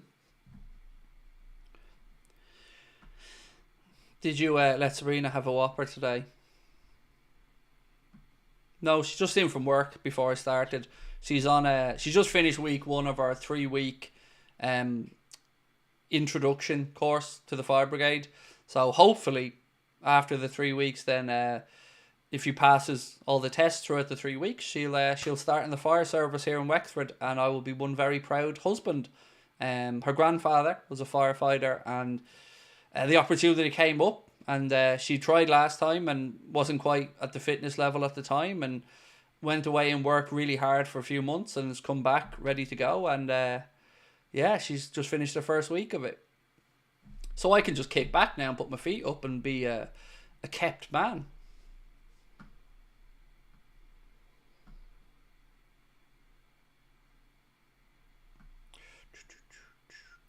Sorry, I'm going back through some of my notes here. By the way, I got to just say that we still have the link pinned to the top of the chat there tonight. We're trying to raise money for Joe's wheelchair basketball chair. Let me just read this out to you so I can give you a better idea of it. So this is Joe's post, and we've moved along. We're at £2,488 raised of £5,500 needed. These are Joe's words. He said, we're raising £5,500 to fund a new wheelchair basketball chair for Joe. Joe has cerebral palsy and has played wheelchair basketball for 8 years and is still playing in a borrowed club chair that is heavy and slow. A new sports wheelchair would allow Joe to work on his fitness and work with young people. Joe is a youth worker and works as a local charity pastoral support lead, working with young people aged 14 to 25. Having a new sports chair would allow him to get involved in new activities with young people and help more young people get involved in sport. And we've been trying to help Joe with this one. And anybody who does go on and make a donation of £5 or more and doesn't go private on there, we're going to give away a £500 Amazon gift voucher from us as a little reward to somebody who makes a donation of £5 or more to Joe's crowdfunding. So if you can help him out, the link is pinned to the top of the chat, the Just Giving link. As I mentioned, we're going to throw in a £500 gift card, and one of the generous people who donate will be picked out and given a £500 Amazon gift card. And of course, look, for me, you know, when Joe reached out to us, I looked at the page, got to know a bit about Joe, and I just thought, if this isn't the type of human being that deserves a bit of good fortune, somebody who has cerebral palsy themselves but still works as a youth worker, helping young people and getting them introduced to sport and a healthy, active lifestyle, that's the type of person I want to get behind. That's the type of person I want to support. So yeah, if anybody can make a small donation, as I mentioned, anything a £5 and up, we're going to put those names into a draw and give away a £500 gift card. Yeah. And we're going to keep going until we get Joe that chair. So it's up there at the top of the chat if you get a chance. Right. Chicken Boy just tweeted about Isak. All fate's gone. Also, buddy, if Diaz goes, do you think Gordon becomes an option?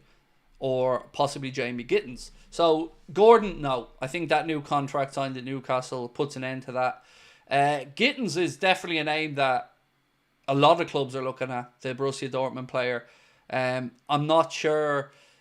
I read something the other day that suggested if they don't qualify for the Champions League, Dortmund, because I think they're 11th or something like that at the minute in the Bundesliga, if they don't qualify, then they may have to cash in. You know, a player that came through Manchester City's academy, if I remember correctly. So that one is at least possible. Chicken Boy. Who's Chicken Boy again? Refresh me. Who's Chicken Boy? Chicken Boy. Who's Chicken Boy? I know I should know the answer to this, but who's Chicken Boy? Oh, yeah. Indicala, sorry. Should have said KFC, sorry. Look, I pay no attention to anything that account tweets, personally, but, you know, Gittins is certainly in the realms of possibility. I've got no idea, though, so let's wait and see. A Whopper and 2 of their spicy cheese balls. There you go. I didn't even know they sold them, Didinho, bro, to be honest with you.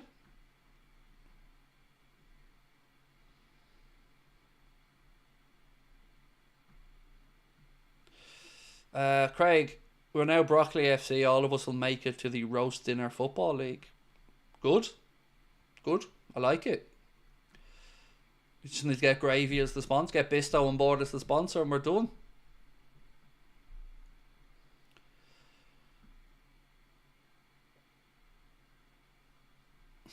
I've just made a video on the broccoli bath. Check it out.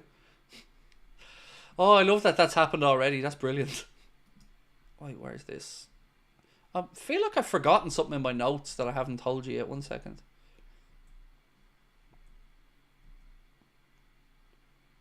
Right, so I'm going to recap some stuff for people who've come in a bit late. I'm going to go through my notes in the order that they're here for me. So bear with me while I fly through these.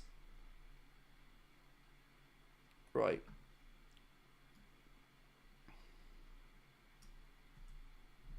Okay, so I'm going to fly through all the notes. Connor, this will be your cut point, by the way, if you want to do a Clips channel thing. So, anything Liverpool, post it, Lexi. Do you know what? I'm going to start this again, folks. 1 minute 27:30. Right, so anything Liverpool posted to say 18-year-old Feyenoord right back, Guevara Reed, when asked who we would pick between Man United and Man City, answered Liverpool for sure, nothing else, no one else. Well played, young man. That's the answer I want from any player. Who would you like to play for? Manchester United or Manchester City? Liverpool. Nobody else. Liverpool. Then we went on to Anfield Sector, who posted to say, quote from Ibrahima Konate saying, I'm not thinking too much about my future. I'm focusing on the end of the season, and for the moment I have no contact with any other clubs. Then we move on to news from the Mail Sport that said Bukayo Saka is set to miss another 8 weeks of action with the Arsenal winger on schedule in his recovery from hamstring injury. So it looks like 8 weeks for him. Kai Havertz out for the remainder of the campaign, and Gabriel Jesus injured as well. So the Arsenal attack is looking like it's going to be Trossard, Raheem Sterling and Nwaneri. So problems for Arteta there for the end of season run in. Again, a little quote from James Pearce coming from the Arne Slot press conference earlier on, said that Cody Gakpo is a doubt for the Wolves game on Sunday due to a knock. Now, he hasn't fully ruled him out, but we know that Curtis Jones is out, Joe Gomez is out, and now there's a knock there to Cody Gakpo. And he did look like he was limping a little bit coming off the pitch the other day against Everton. Andy Hunter has posted to say Arne Slot on his red card versus Everton. The extra 5 minutes ended up being 8 minutes, and emotions got the better of me. If I could do it differently, I'd love to do it differently. But what exactly was said, there's an ongoing process now, and I don't want to disturb that. Then Aston Villa's request to have the Premier League game against Liverpool moved from Wednesday has been rejected. So this piece here from Dave O.C. Cobb said Aston Villa's request to move next week's game versus Liverpool has been rejected by the Premier League. They will have 5 games in 14 days, and he credits the Telegraph. Then we had the Empire of the Cop post saying we're 7 points clear, there's a title to be won. And then Rami Abbas Issa, Salah's representative, quote tweeted that saying, excellent at his job, under or over an image of Arne Slot. So giving credit there to Arne Slot for being a damn good manager. Then we move on to the Anfield Buzz, who credit Afraz Fletcher to say Alexander Isak is interested in joining Liverpool because he wants consistent Champions League football and to win trophies, which is almost guaranteed at Anfield. Then Rudy Galletti came on to say Alisson's future at Liverpool is not guaranteed despite his contract running until June 2027. The Brazilian goalkeeper could leave in the summer as Liverpool are ready to listen to suitable offers for him. All the details are on, they say, Team Talk. Now, on this one, I don't know whether Rudy Galletti is right or wrong, but if we are to assume he's wrong, that's easy. We box that off and say he's wrong. But if we're thinking that maybe Liverpool could be looking into it, the reasons are why, or the thought process is why. And the only thing I can think of is that Liverpool may feel that his injuries are going to be more persistent and that he won't be able to play as consistently as he has done over his time at Liverpool. That's the only thing I can think of here, because he's contracted for another 2 years at the end of this season. And we know he's a very good goalkeeper. So it's not going to be that Liverpool don't think that Ali's good enough. That's the only thing I can think of, that potentially they think maybe his injuries will be catching up with him a bit. Then we had a piece from Fabrizio Romano that said Jamal Musiala signs a new deal at FC Bayern until June 2030. After long negotiations, he signs a new contract at the club following Neuer and Alphonso Davies. Then Anfield Agenda, our account, posted to say links with Liverpool to Isak appear to have some substance, according to at MSI Douglas. Then we went back and Tandy, LFC_Tandy, said Alexander Isak 9 years ago. Liverpool have been in contact with you, he was asked, and he said yes, they have. Let's see what happens. I'd love to play for them in the future. Will that happen? Let's wait and see. Also, this from Empire of the Cop, crediting Caught Offside. They say Alexander Isak is one of 4 names under consideration at Liverpool to replace Darwin Nunez. Then we went on to speak about the FA charge, which reads as follows. Everton, Liverpool, Arne Slot and Sipka Hulshoff have been charged following the Premier League fixture between the clubs on Wednesday 12th of February. It is alleged that both clubs failed to ensure their players and or technical area occupants did not behave in an improper and or provocative way following the final whistle. The Liverpool manager allegedly acted in an improper manner and or used insulting and or abusive words and or behaviour towards both the match referee and assistant referee after the match had finished. It is alleged that Liverpool's assistant manager acted in an improper manner and or used insulting and or abusive words and or behaviour towards a match official, which led to his dismissal. It is further alleged that he acted in an improper manner and or used insulting and or abusive words and or behaviour towards a match official after being sent off. Liverpool, Everton, Arne Slot and Sipka Hulshoff have until next Wednesday, 19th of February, to provide their respective replies. Then we had the news from Mike Keegan. The Premier League has suffered a significant setback after tribunal deemed that sponsorship rules, which operated for almost 3 years, null and void. Kind of only the headline there, though. Rules have already been changed, 3 aspects of it, and they haven't yet been declared null and void. So the current rules are in place. Another hearing, I believe, is going to take place from that tribunal panel to see if associated party transaction rules are enforceable. You know, we'll have more on that in the future. Then we came a piece from ESPN UK that said Paris Saint-Germain are keen to sign Liverpool defender Ibrahima Konate in the summer, and the player is interested in a move to the Ligue 1 club, that from Anfield sector. And lastly, we talked about Unai Emery and a little bit of his quotes, feeling that they're being forced into playing too many games in too short a period of time, with 5 games in 14 days. And I agree with him, same as I agree with Liverpool having to do a 5 and 15. It's not great. It's not a good look for the league, and I think they could look after their clubs, particularly the ones that are flag bearers in the likes of the Champions League, a little bit better. You see other nationalities, other leagues doing it. I remember when Ajax got to the semi-final, they made allowances for it. I remember Atleti in Spain as well. So maybe the Premier League can get their finger out and try to start looking after their clubs.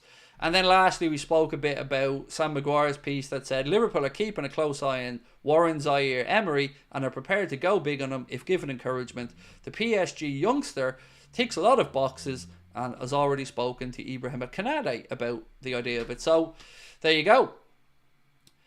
Dark Macca said Konate going too. Now, look, to give you a bit more context on the Konate thing, think of it like this. He's got 1 year to go after this year on his deal. So his agent is going to be trying to force Liverpool's hand and to get Liverpool to up the offer that's on the table that clearly isn't going to be signed at the moment by Ibu because he doesn't feel, by the looks of it, that it's an offer he can accept. I think this is just part of the dance. And yes, PSG may be interested in him, but let's be honest about this. If you're him, what's a better club? Sincerely, even allowing for the fact that Ibu was French. You're going to go and want to win the French League? Nobody really cares. You certainly won't be winning the Champions League anytime soon at Paris Saint-Germain. So it's a no-brainer. He loves the club. We all love him. He's the right age profile. He's a future leader of a defence. And I think the club will get this sorted out. But in the meantime, we have to put up with these type of headlines because it's part of the dance. And I just wish that Liverpool would move a little bit more speedy on all of these contract situations, because personally, and this is just my opinion on it, I think it's an embarrassment that such a club like ours are dragging their feet on all this shit. And again, we've seen examples of other clubs like Bayern Munich getting Jamal Musiala, Manuel Neuer and Alphonso Davies all sorted out and extended. But us, well, we're still waiting. Dark Market also said, Craig, it's March, I'm worried. It's nearly March. Well, yeah, I guess so. It's halfway through the month. I'm worried about Salah, Virgin, Trent. FSG can't even re-sign current players. Look, I know, man. I know. It's not great. I'm not going to try and say anything to the contrary. It's embarrassing. I think 2 of those 3 are in the club's hands. And the Trent one, again, I think he just needs to make up his mind. And look, I'm getting a little bit fed up of all the pro-Trent media saying that he's been incredibly loyal to the club, blah, blah, blah. I've not heard him say he wants to stay once. Simple as that with me. You can talk about the financial side of it, that's no problem. Yes, you've got to get the best deal you can. But come out and say you want to stay if you want to stay, or come out and say you're leaving if you're leaving. But either way, give the fans something. Silence isn't helping. Can I give the roundup? Just finished it. Sorry, man. Just spent about 7 or 8 minutes finishing it there. How do we know we will sort out any future contracts? I mean, look, we don't, man. It's as simple as that, Scott. All of this is a leap of faith from us as fans. Always is. Look, for me, I've always thought that this contract situation is a dark cloud hovering over what looks to be a tremendous season. And it's a problem that can be resolved. And I don't care how many Liverpool employees sit in front of a camera and tell us that it's not a problem and it's not a distraction. I'd call them bullshit. Of course it's a distraction. Mohamed Salah has come out and said it's in his head. Trent is humming and hawing because he doesn't know what to do. Virgil van Dijk's putting in tremendous displays as a captain, wants to stay, and they haven't sorted it. It's an embarrassment. The club should be ashamed of themselves, in my opinion, here. Because it's not befitting of the club. These guys have been standard bearers and have helped Liverpool get to the top of the mountain. And they're still performing at a really, really high level. To not get these contracts done and to drag it out as long as they have, I just think doesn't look great. And people can say, yeah, they have to get a deal and finances that work for the club. But this isn't a surprise to anyone. You know, this was priority number 1 in Richard Hughes' inbox, as written by every journalist out there. And here we are now in February, and he hasn't done one of them. That's an abject failure.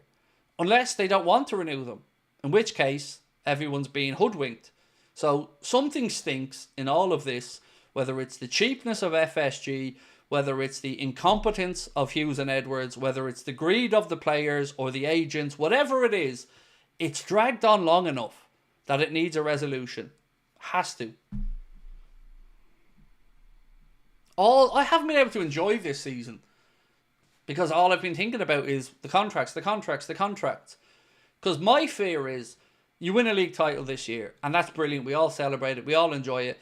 But if the lads aren't renewed, I don't think there's any hope in hell we retain that league title next year. If you lost Trent, Virgil and Mo and had to change our goalkeeper department as well and had to go try to replace these lads as well as the other positions we need filling, there's not one fibre of my body thinks that we'll be able to challenge to win that Premier League again next year. Because it's too much for Arne Slot. There'll be too much change. There'll be too many new faces. And there'll be a load of change. So, to me, as a fan, the sensible play is to renew them for 2 years and use that 2 years to start finding the successors to come in after them. It's just... It shouldn't have to be this fucking tiring to support Liverpool Football Club. We shouldn't have to constantly be grateful for scraps off the table when the club's raking in cash. Honestly, it's embarrassing. It just is. And you wonder, what are these lads doing? What are they doing to justify their existence at the club? Like, truthfully, what have Edwards and Hughes done since they've come back? Yes, we got brought in Arne Slot, and that's amazing. But they've not renewed any of the 3 contracts. They've not got Ibu done. They've signed absolutely fucking no one. They brought in a cheap Chiesa as an opportunistic signing and a goalkeeper that will basically be the cover for when Kelleher goes and hasn't even been available this season too as he's out on loan.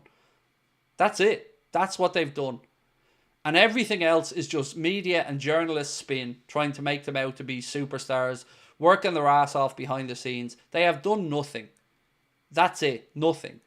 All of the hypothetical shit about what might happen in the summer, that they have plans A, B, C and D, all of it means nothing to Liverpool fans at the minute. Because you're not doing what needs to be done in the here and now, which is renewing the contracts of the players or telling fans 100% you don't want to renew them.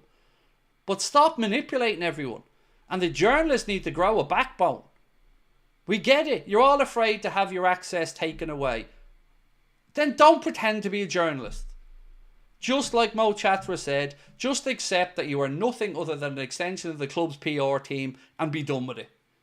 Because nobody's happy with this, and no amount of nonsense in the Echo or from any other journalist is going to make any Liverpool fan feel less annoyed by this situation. So stand up, grow a pair, do your damn jobs, or don't complain when the rest of us call you out over it.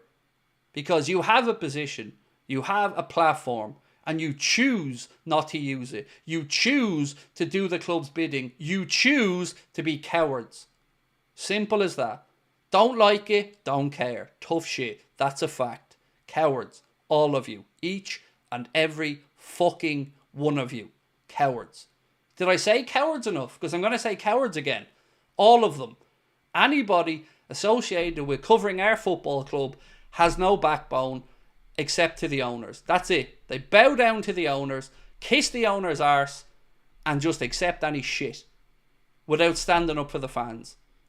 The people that actually pay for you to have a job, that buy the subscriptions to your sites, that pay for the newspapers you work for. How about treating those with respect and not manipulating and filling them full of bullshit that the club wants you to put out there?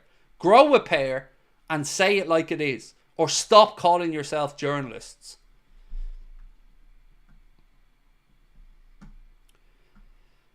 I think we're at war with them. I think fans and fan content are at war with journalists. And I'm not talking about the Miguel Delaney's of this world. Journalists that broadly cover football and do a fine job, because there are some great journalists out there. I'm talking about the old reliables. The ones who are professing to cover our club, but don't cover it. They're just PR. That's it. You know, tell me I'm wrong. Show me one dissenting voice. One person pushing back against the club narrative in a press conference. Just one. There isn't. They don't exist.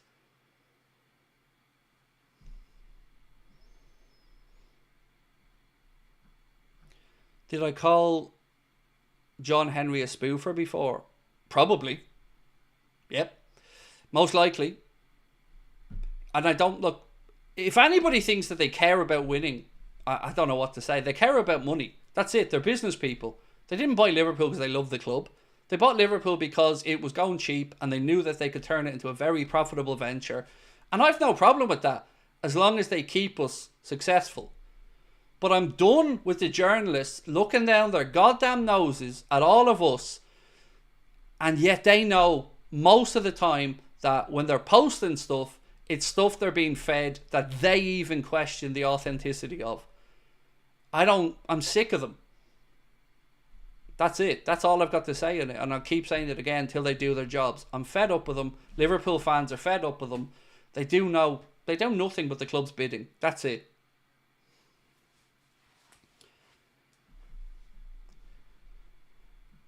Red Sox actually spend this year. Yeah, I've seen something about that, Andrew. I think $120 million contract, something like that. Again, I don't understand baseball, so I've no idea in the context of the Red Sox organization what that means. You know, I don't understand it. I just don't understand. How do I say this? If I was a journalist, I'm certainly not, but if I was a journalist right now and I looked at the Liverpool landscape and I looked around and I thought, okay, this has been done, that's been done. There's so much scope for somebody with a backbone to actually write from a position of honesty and praising when needs to be praised, because the club certainly don't do everything poorly. But no other form of journalism doesn't push back against authority, owners, no one. But around our football club, everybody seems to have to toe the company line or get no look in. And I think that they're fooling themselves, calling themselves journalists. I think Mo Chatra hit the nail on the head when he said they're basically just an extension of the club PR team. And they are. They are. They don't break stories. They get news after stories happen.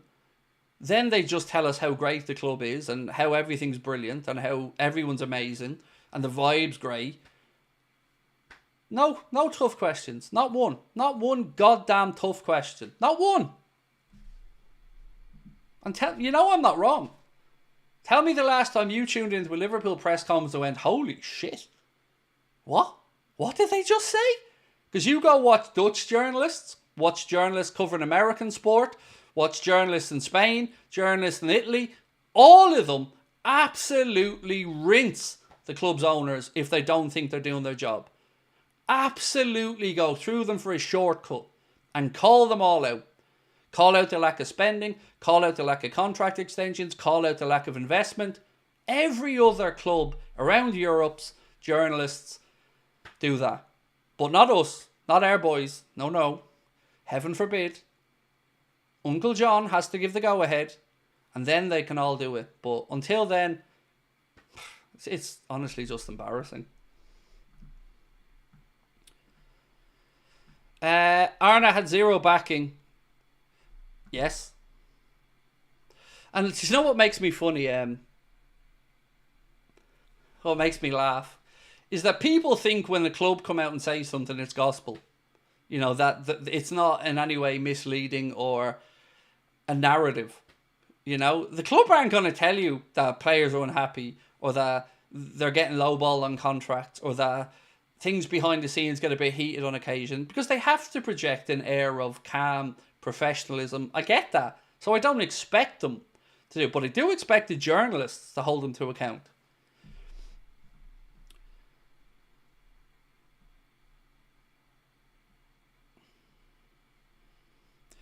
Harry said, I love the video you had with Mo Chatra. He said exactly what FSG are and journalists never call it out. I found that whole situation with Mo very